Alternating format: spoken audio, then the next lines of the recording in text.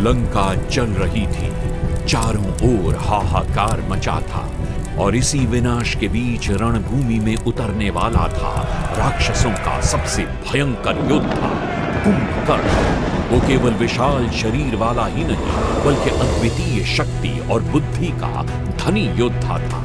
कुंभकर्ण, जिसे ब्रह्मा जी के वरदान के कारण 6 महीनों तक गहरी नींद में रहना पड़ता था और जब वो जागता तो प्रलय आ जाती। लंका के सैनिकों ने भीमकाय कुंभकर्ण को जगाने का प्रयास किया। नगाड़े बजाए, हाथियों की गर्जना हुई, ढोल नगाड़ों की आवाज से पूरी लंका गूंज उठी और जैसे ही वो जागा लंका हिल उठी। उसकी गर्जना से पर्वत कांप उठे और उसकी विशाल आंखों में एक ही सवाल था, रावण, मुझे क्यों जगाया गया? रावण सिंहासन पर बैठा हुआ हाथ में तलवार लिए कहता है, लंका संकट में है कुंभकर्ण, जाओ और राम को नष्ट कर दो।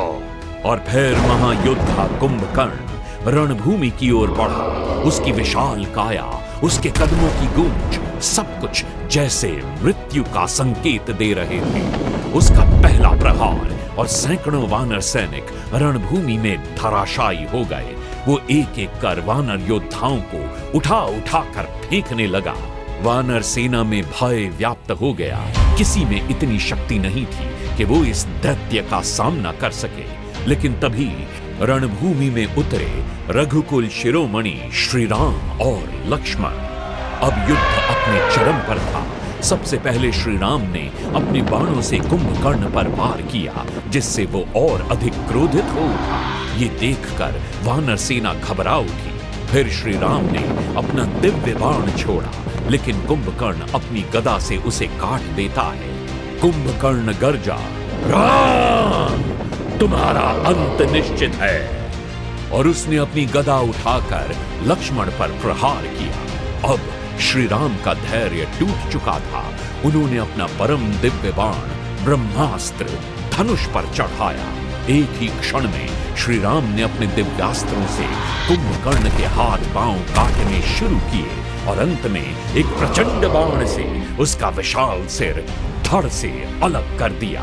और फिर कुंभकर्ण धरती पर गिर पड़ा और पूरी लंका हिल उठी। राक्षस सेना भाग खड़ी हुई और वानर सेना ने जय श्री राम के नारों से पूरा आकाश गुंजायमान कर दिया। और इसी दिन लंका के विनाश की शुरुआत हो चुकी थी, क्योंकि जिस दिन कुंभकर्ण गिरा उसी दिन रावण की हार तय हो गई थी। यह युद्ध केवल बल का नहीं था, ये था धर्म और अधर्म का संग्राम। और जैसे हमेशा हुआ है, धर्म की जीत निश्चित थी। आज भी कुंभकर्ण का चरित्र हमें कर्तव्य निष्ठा और पराक्रम की प्रेरणा देता है। जय श्री राम।